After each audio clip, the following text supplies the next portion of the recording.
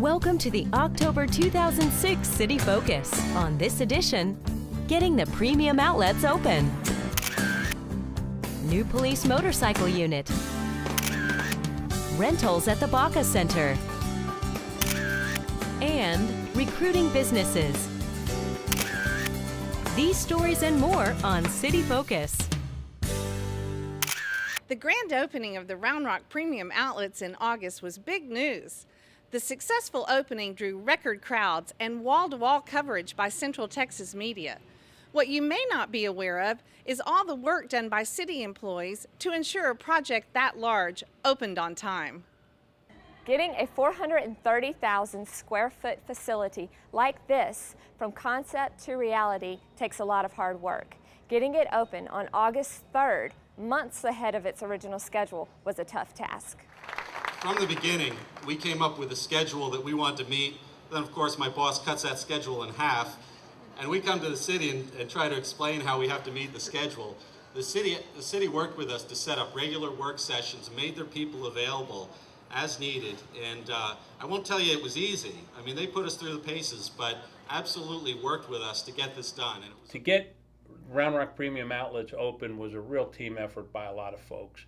Our staff, between the planners and the building inspectors and the engineering department, helped get them opened early, and the earlier they opened, the more tax dollars come into the community, which helped offset property tax. That's an important point. In Round Rock, a half cent of every 2 cents of sales tax collections goes to reduce property taxes. Sales taxes make up over 60% of the city's general revenue, and about half of that comes from a single source, Dell. That's why the City Council targeted destination retailers like Premium Outlets in its economic development strategy, and why we go the extra mile to help them open sooner.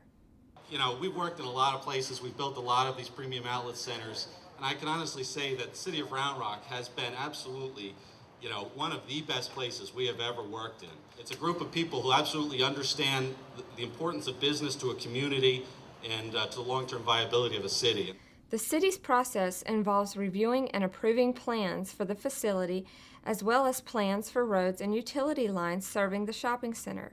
Then there's the inspection of the actual construction of the center and its related infrastructure.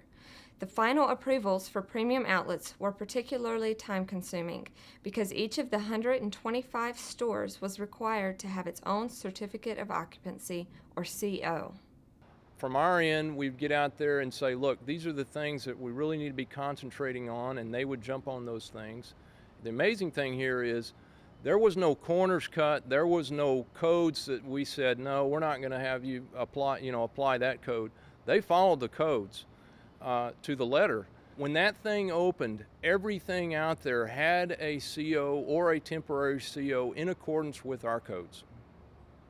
Fire department inspectors also worked overtime, reviewing plans and actually testing the fire alarm and sprinkler systems to ensure shoppers are safe.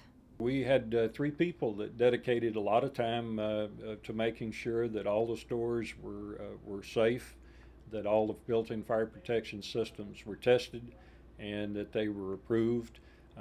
I'd see them go out there early in the morning at 7 o'clock and see them coming in totally covered in dust, with sandwiches to sit down and eat lunch in our conference room, to take a shower, to go back out there and be out there at 6, 7 o'clock at night, and sometimes even later.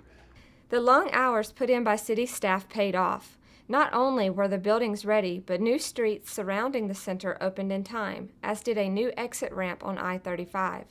That meant no serious traffic jams for shoppers, and the August 3rd grand opening went off without a hitch. City Manager Jim Noose recalls when it didn't look like that could happen. The opening date of August 3rd had been set. So a few weeks prior to that date, several of us went out to view the progress. And when we got there, we noticed that there was still considerable construction underway, and it looked like that was a very optimistic time frame to try to meet. And when you got into sight, there was hundreds of workers in place. The premium outlet folks had paid overtime for our inspectors to be able to work nights and on weekends to get it done, and the effort that they placed to get it done on time it was incredible. There was a sign that says, August 3rd, count on it. And we kind of joked about that a little bit, but August 3rd came, and it was a beautifully finished out event, and it has been a huge success for our community as well as for the outlet folks. We broke ground barely 13 months ago, and here we are opening on time. That doesn't happen without a lot of hard work and dedication by a lot of folks. The City of Round Rock has a hard-earned reputation for meeting demanding schedules without cutting corners. Home furnishings giant IKEA, now under construction just south of the premium outlets, will be ready months ahead of schedule when it celebrates its grand opening on November 15th.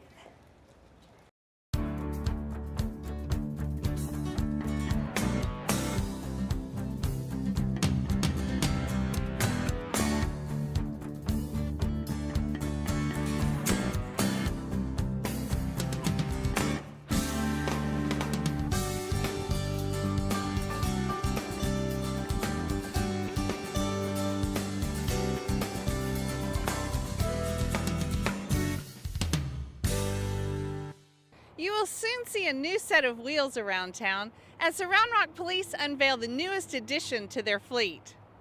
You know, the Round Rock Police Department is always looking for creative ways to deal with our residents' perennial #1 concern. That's traffic.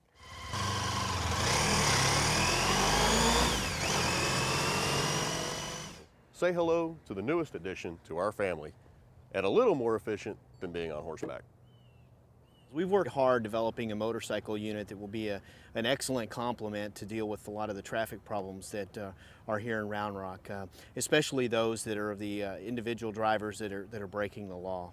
We did a lot of research in determining the best technology that's out there. The bikes will be equipped with digital video and also the use of a laser for speed measuring. I mean, the maneuverability is what's going to be its greatest asset, the ability to get in and out of the gridlock traffic such as on IH-35 or Highway 79 or even Main Street. While this may have been one of Round Rock's first police vehicles, you just got a glimpse of the newest one. So until next time, y'all be safe out there, keep your reins tight. Let's go.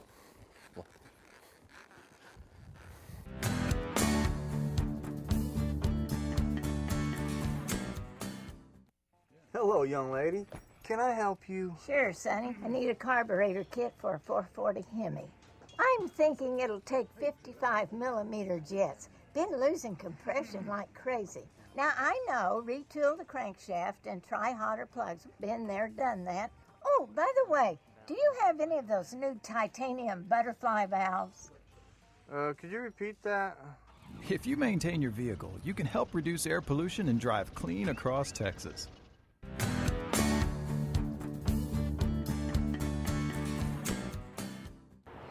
People love to express themselves, and there's no better way than to take part in an art or culture group.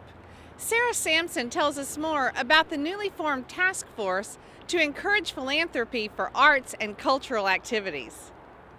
The City of Round Rock is taking an active role toward enhancing opportunities for citizens to enjoy art in Round Rock. In July, the City Council appointed a task force to encourage philanthropy for arts and cultural activities to lead this effort. To get started in reaching their goal, the task force is taking an inventory of what arts and cultural activities currently exist in Round Rock. The task force is working to identify potential funding sources to expand the arts and cultural programs in the community. They also have been gathering information on how other communities handle arts and cultural activities funding. If you are a member of an arts organization doing anything from sculpture to sound recording, please email us or give us a call with your contact information.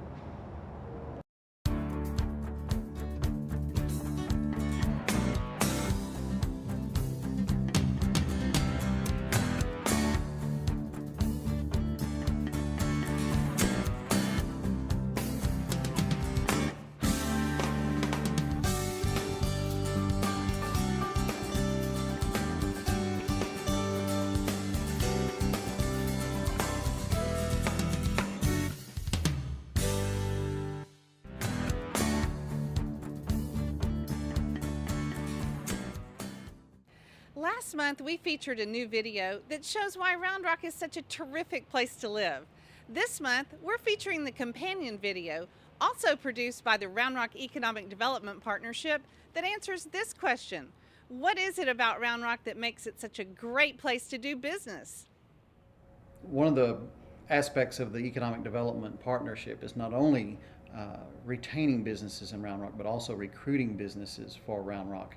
And we have developed this next video as an economic development tool that these companies can view and see the type of business-friendly environment that they'll find here in Round Rock. We hope that you enjoy the video. In the mid-1800s, the Chisholm Trail was cut, taking longhorn cattle from the Lone Star State to the rail yards of Kansas. In the heart of Texas, one artery met a crossing known by a landmark, a single Round Rock. Of this country, Davy Crockett said, "I do believe it a fortune for any man to come here. In over 200 years, not much has changed."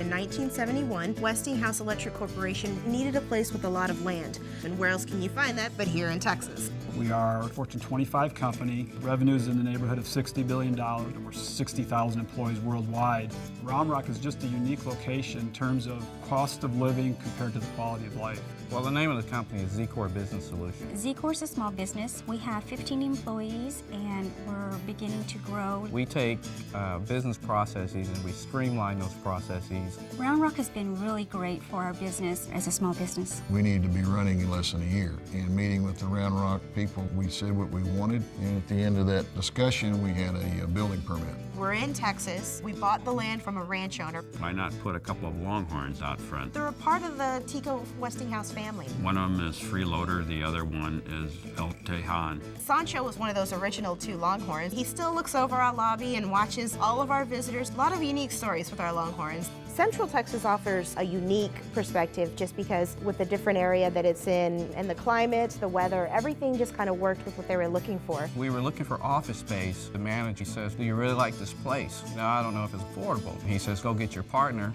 We shook hands on a deal without a contract, started construction the very next day. The other reasons we've stayed in Round Rock and have chosen to grow here have been because of support from the local community leaders. Also the education system. We are in the technology industry and we do require a great deal of education and skill. In the area, there are 8 major universities, and that contributes to the large pool of people we have to select from. When we came here, we came from the Midwest and actually thought that we were going to compromise our daughter's education.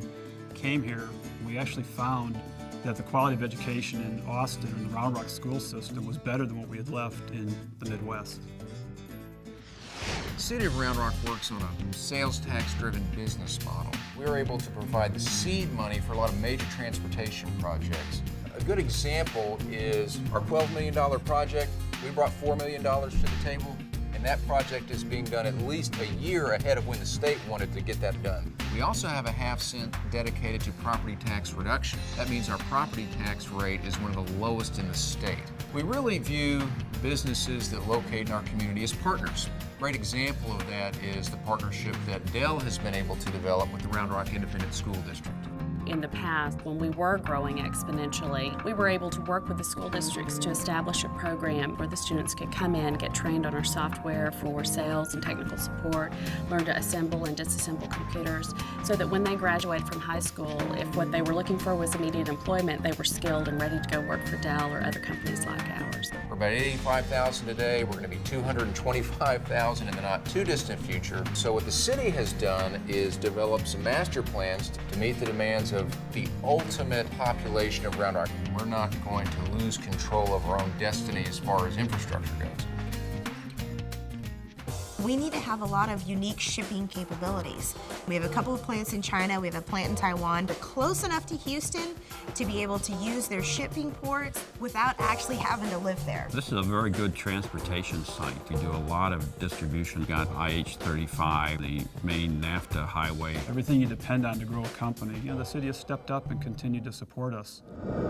3 years ago, I was working on my MBA and I had to drive an hour to go to classes after work. This new higher education center offers baccalaureate and graduate degrees. I have a very highly educated workforce. We have benefited greatly out of the University of Texas from their continuing education programs. Our reason for staying is quite simple. We can continue to hire the talent we need to run our business. Texas is a right-to-work state. There are no personal or corporate income taxes. Operating costs, it's remained extremely competitive. Round Rock is 10% below the national average in terms of cost of living. People who have come here don't want to leave. It's just a unique location. I've got a 20-year relationship with the city. If we need something, it's there and it's timely. Community leaders are willing to do what it takes to make this an environment in which businesses can be successful. Round Rock has some large employers. We're a little guy. When you make your small customer feel like your most important customer, you're doing a really great job. The businesses that made a decision to move here 5 years, 10 years, 20 years ago, what they tell the city is, we're happier today with that decision than we were when we made it 5, 10, 20 years ago.